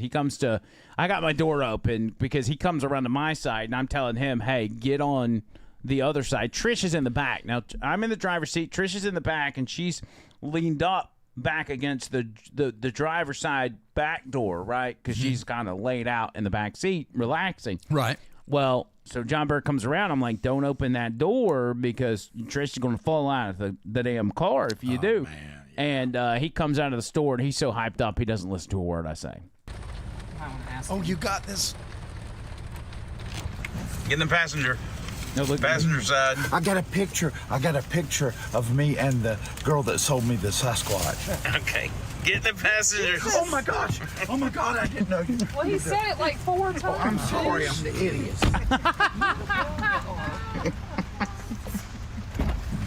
thought you were in the bathroom or something. Tricia, I'm so sorry. She almost died. She is over me, and I don't doubt. I mean, I agree. No, I'd only gotten like 2.5 hours sleep. It is on one. But yeah, we had many adventures. You'll see that on the big video. Then we finally make it back to our home state of Alabama, which was very exciting. And I missed the Welcome to Alabama sign, but I did find something called Boner Lake. We're finally in Alabama. And there's Boner Lake. We're passing Boner Lake, John Bird. Wait, that says Bonner Lake. Seriously, it's so small. It's the smallest boner lake I've ever seen. Well, no, you're not looking at the real boner. You're looking at the boner on there. Which one should I be looking at? Not mine, I'll tell you that. Turn the camera around. The video, when we put that video together, it's going to be so good. Yeah, there's some good funny stuff. What a wild time. It really was. What a wild time. I'm going to see if I can add an extra hour to my appointment tomorrow. You probably should. This is just, it never stopped. It kept going. Oh, and you got brought up on the show today. And what they were doing is they have what they call the Barp Awards. And they've got all these different categories, and they nominate, so-and-so from the party, like this was the most drunk, this was the one that left early. I actually tried to nominate Tony Gump for the one that left early because Thursday night he ate one of Bob Cook's cookies. Man. And he comes up to me 45 minutes later, he's like, I gotta go, man. Because his cookies kicking in. And so he gets back to the hotel. Me and Trish go pick up Culver's on the way home, and Amy texts us to tell us how high Tony is. And we tell her where we're at. She's like, can you give me a milkshake? Then she's like, can you get Tony some chicken fingers? And so we get his food or whatever. And I go, I know he's on the 9th floor, but I couldn't remember the room number. So I just went room to room yelling Tony Gump into each doorway until I heard Tony go, it's me. So we waited like 3 or 4 minutes, and he comes to the door. He opens the door, and he looks like a zombie, and he's hunched over. And he reaches out and grabs the bag. And then just turns around and walks away. Doesn't even shut the door.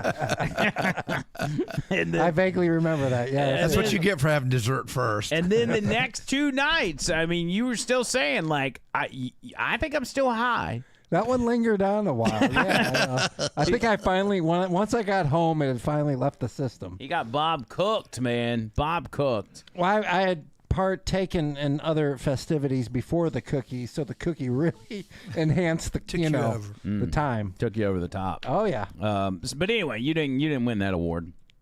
I felt like I won something. So. I didn't win any award or anything. But anyway, so they're going through it this morning on the show, the different awards, and there's one thing called the Seth Kushner Award, which is there's not any parameters for that. It's just because Seth Kushner wanted an award named after him. And so this is them trying to figure out who's going to get the Seth Kushner Award. Let me continue on. Well, the last award. Last one. Seth Kushner Award. Okay, which is the... Because Seth needs an award, but if you wanted to hand it out to somebody... what are the parameters of the Seth Kushner Award? Seth wanted an award. Oh, so it's the Seth Kushner Award is just an award you can arbitrarily give to anybody because at that one time when we were doing awards, Seth wanted an award. Yes. And so the Seth Kushner Award could be about anything. Correct. And I think Seth has kind of outgrown his own award, to be honest with you. Oh, wow. Okay. Yeah, well, let's pass it on. Yeah, well, let's pass on the Seth Kushner Award. Somebody that was... Who just existed there that we really enjoyed. But I mean, there has to be somebody that existed that we kind of enjoyed, and we... Do we want to get Stein? Yeah, I think Stein would be... I think that would be a perfect... The Seth Kushner Award. Because, I mean, he contributed. He got on the microphone, and he was all over, man. And he put over the Bubba Army, and he knew the... I like that. And, he didn't offend anybody. Well... And, I mean, Tuttle, I guess. Yes. And it's a great honor. Yes. So, or do we give the Seth Kushner Award to poor little Tuttle, who's not feeling so good for himself right now? Aw. Well, Nick the Gun Guy suggested John Bird also. No, I'm John Birded out. Yeah, I mean, I thought, I'm John Birded out. Okay. Just because I don't know, I just don't feel. I feel like I'm getting worked. What do you think? He's a real. Well, you've been doing this long enough to know that he's not a real, like, that he's playing it up. I don't know how much is a play up and how much is real. I don't think they either. I don't think anyone really knows. Nobody does. Like so that confuses But he was a 62-year-old guy wearing a singlet. I mean, you gotta go. You gotta just go with it. So Lummy, the Seth chicken. Okay, so that was it. Which is so accurate. He's like, I think I'm getting played, but I can't tell, and that frustrates the hell out of Bubba. Like he doesn't know. He can't tell if you're for real or you're not. Well, you know what's interesting is everyone getting played? What do I do? Yes. What do I do when this camera goes off? Well, here's the thing. For the OTL people that were there and met you in person and spent the weekend with you, they know whether you're playing people or not. And the answer is no, you're not playing people. Like, that's who you are. Mm-hmm. And especially Nick the Gun Guy, who, again, is the absolute... If we had an award show, the MVP would go to Nick. Mm-hmm. It was... you spent the entire weekend with him, and I think I don't know what happened at his house, but His I'm place sure was zen, man. I got to assume that he saw a side of you that he hadn't seen before, though. Yes, introspective. I read a lot. You played music for Toby. Yes, I did. Did the Jungle Book deal? Toby is so I Toby told Bird, and me, I said, Bird and Toby are going to get along because they're both kind of on the same maturity Oh level. my gosh! And let me tell you something. Okay, so I'm sitting there right on the couch, and Toby comes up. He's in his pajamas, and he's playing on his little tablet. You know what he does? He scooches up next to me and puts his head right there. And Nick's wife Amber says, "Oh my gosh, he never does that."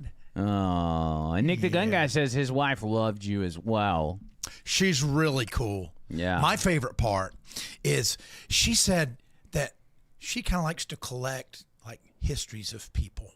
So she said, "Do you mind if let's just talk?" So she'd ask me questions about myself. It was very cool. She was very interested. So we had a great talk, and then I noticed when she was sitting in the chair that had a what's that thing you put your feet on? An armoire? Ottoman. Ottoman. That's it. The Empire. So as she was talking, she started kind of turning around. Before I know it, she's laying upside down in the chair with her feet up there. Watching you in amazement. And talking. No, I mean, it was just so cool because that's something that I've done before. Okay. Yeah. Yeah, it's just being comfortable with who you are. Yeah, that is definitely a comfortable, that really shows you've let your guard down when you're upside down in the chair listening to somebody. Yeah. Two people that we didn't meet that I'm very bummed out we didn't meet. One was Amber, Nick's wife, and the other was Shannon Burke, which you guys don't know, but I've been listening to him for a very long time. He does kind of a conservative talk show as well, and he does it in a style that I really like. Kind of the same way I do it in a sense. I mean, we're very different, but also he's more of an edgy kind of conservative talk show, and I don't think there's enough of those out there. Actually, I probably should be grateful there's not more of those out there. But I'm a big fan, and so if anybody sees Shannon Burke, tell him Andrew McLean wants to tell him hello. Give him my phone number. Tell him text me. Let's talk about how awesome he is or something. I like that. So let's see what else do we got. Oh, let me bring this up real quick. So check out this tweet right here. If you'll go to the smaller screen, look who retweeted this Bubba Army reel from earlier. Elon Musk retweeted. That's big. A tweet from yesterday's show. Now, this was stolen by the Wall Street Apes, which is a decent account to follow. So Bubba Army didn't get any credit outside of the images on the video. But as you see here, we have not Dan, Jay talking about the Tom Holman getting the Medal of is it the Medal of Freedom or is it the Presidential Medal of Honor? That's what he was giving Tom Holman, I believe. Yeah. Anyway, you can go ahead and play it real quick. Obama's ICE chief gets an award for 920,000 removals. Trump's ICE chief is called a Nazi. Same guy, Tom Homan, was in charge of it for Obama. Obama deported in 2012 409,000 people. Trump in 2025, 290. Wow. You got to do the math. It's so frustrating because, like you said, they've taken such an anti-Trump administration position that no matter what he does, even if it is in the name of good intentions, the problem is Minnesota's a sanctuary state. So because they go on and they talk about that stuff. Most people have seen that. But the fact that Elon retweeted that's awesome. Yeah. Is that not the coolest thing ever? The Elon Musk. The Elon Musk. That's not a fake account. That is the Elon Musk. And knowing him, nobody else did it for him. And he did it himself. He did it himself. And you know who that is the most exciting for? You. Gary Cantrell. Oh, that's right. Gary. Oh, man. Gary was awesome. We bonded. I mean, we had the ping pong going back and forth when we're talking about the Tuttle thing and everything. He's really, really talented. He was super. I texted him earlier, and I'm like, dude, how exciting is that to have Elon retweet one of your videos? He was like, dude, I can't believe it. All right, so before we get out of here, I just got a text from my wife asking if one of y'all can take me home. Is that a possibility? Take me home tonight. We got a couple packages. A couple packages here, and let's see. Hey, do you have something you can open it with? Something sharp? Not on me. It's in my car. You and Nick made me a over the line knife. No, I did. I watched. I was like, oh god. That's okay, so cool. Nick made me an over the line knife, which I'm very excited about. I need to just put it in my bag. Yes, that was nice, by the way. Oh, it's a nice knife. My bag's always with me, so I need. So y'all send us a bunch more stuff so we can use the nice knife.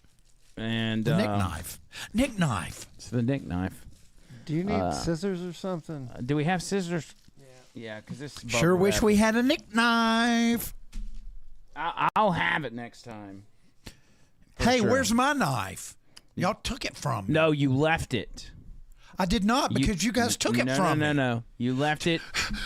Tampa Tony took it. You left it at Nick's house.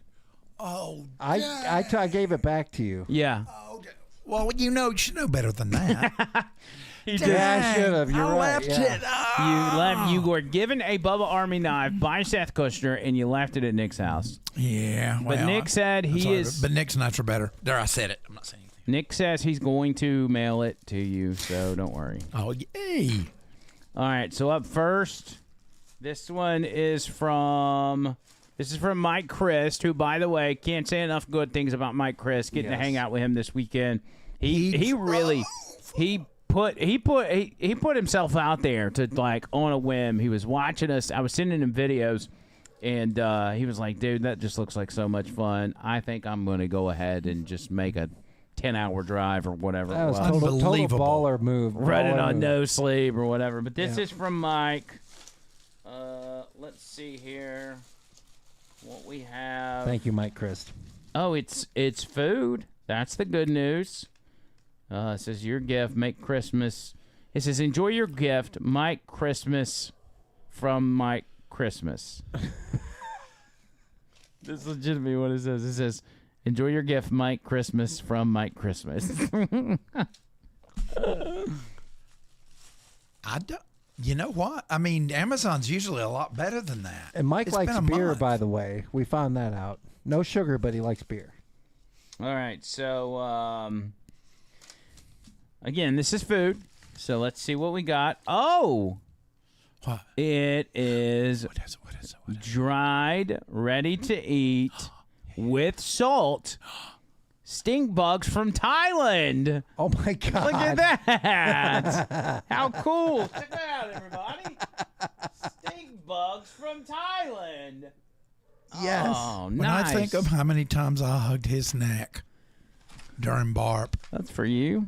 You can save that for later. Every time they would see each other, it was like 51st dates. He's like, you drove all the way, you know. All right, you know what? I'll try me some on Friday. All right. Yes.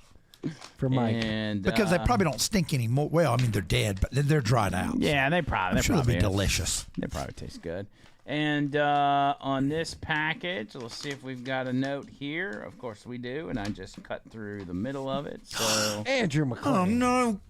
Oh my gosh! What has he done? Oh God! Let me see if I can An original painting. See if I can.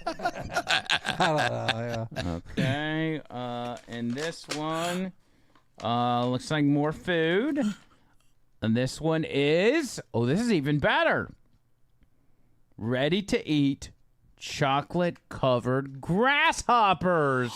Oh, man. Yum. Oh my gosh, I love those. Doesn't that look good? You actually like these? Yes.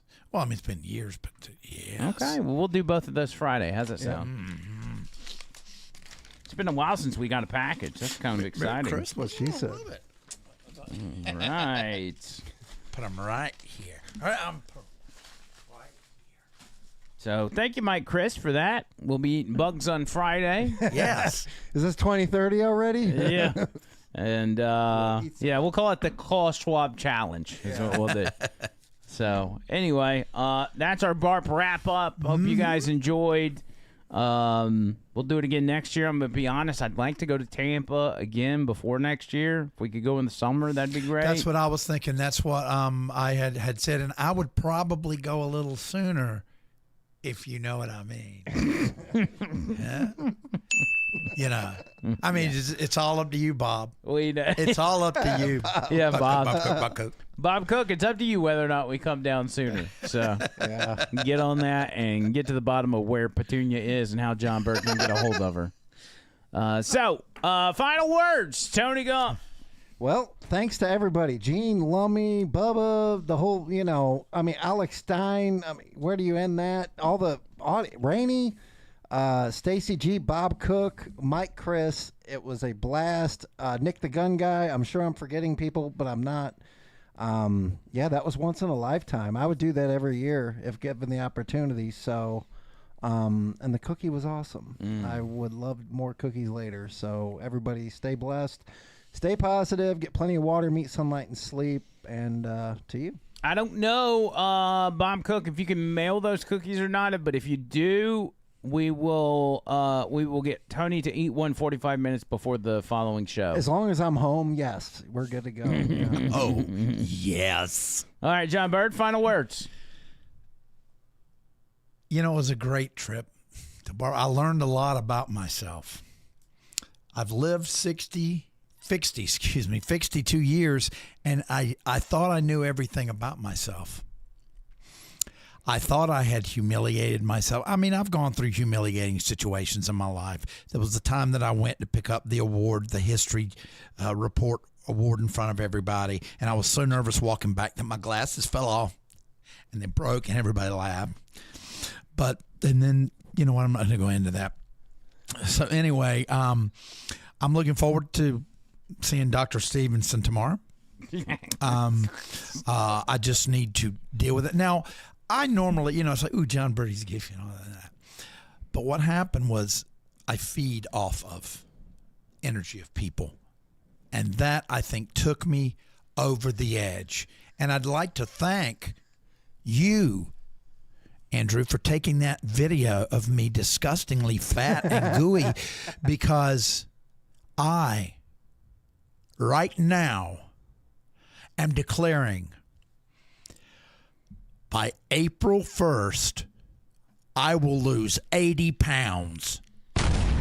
Wow, 80 pounds by April? Boom, baby. Wow. And how are you going to do that? I'm going to cut off my left leg. No. You're going to have to stop eating those damn cheese I know balls. it, damn it. No, but I do plan on by April 1st having lost 30 pounds. That's my goal. Yeah. All right. Because, I mean, I still got it going. I don't have it going here. But, everywhere else. Andrew, you got any final words? Nobody ever gives final word for me. I hate to break tradition, but we had special. We had a blast at Barp. It was everything that I thought it was going to be and more. I've been a Bubba fan for 15 plus years. And honestly, I mean, I've been through a lot of different stages in my life while listening to Bubba. I've even told Trish this, that there have been, like, in my low points in my life, you know, some of those shows helped me get through the day, which, you know, sounds all mushy and everything, but I'm just the reality. Speak truth, brother. And it was just cool, man. It's cool to meet everybody, and I was excited to be a part of that. We will, if y'all got time, we can do a quick post show for those that are members of the Over the Line YouTube channel. If you're not, it's only $4.99 a month. You can go to our homepage there on the YouTube channel, click join, $4.99 a month. You can see our post show. We're basically just BSing while we get the show prepared and send it to Bubba. So it's nothing special about it. But we get to hang out with you, and we read the chat and all that kind of stuff. So y'all catch us on the flip side. For those of y'all that are Bubba Army that are checking this out and watching us on the Bubba Army Podcast Network, all of those of you that we got to meet, John Costica, man, what a cool guy. Brandon the Quad. Mm-hmm. We met several people that we failed to mention. Big E was in the mix. Grouper Lips. God, man. Scout and Big Gulp. Petunia. All the people that we got to meet, they were just fantastic. So I'll tell you what, Colton, by the way, was very impressive too. Colton was awesome as well. Colton and Gary, yes. Yeah, everybody was super cool. Macho Man, I spent some time with Macho Man. Super cool guy. We talked radio there for a while. So and before I left on the last night, I looked around and there wasn't one person I didn't meet. You know. Yeah. Everybody got to meet everybody. Did you meet Petunia though? I think I talked to him, but I wasn't like, you know, I was like, it's not a he, it's a she. Well, I mean, you don't know that. You didn't look in her pants. I could tell. Wait, don't you dare talk about her. Okay. I'll come across this table. I know you will. Okay. I got to say hi to everybody. It was good. Yeah. All right. So that's it. Thank y'all for hanging out. Back Friday with a live show, 7 p.m. Eastern, 6 p.m. Central. Y'all join us. John Bird's going to be eating bugs, and there's no telling what else is going to happen. And until then, see you, cuz!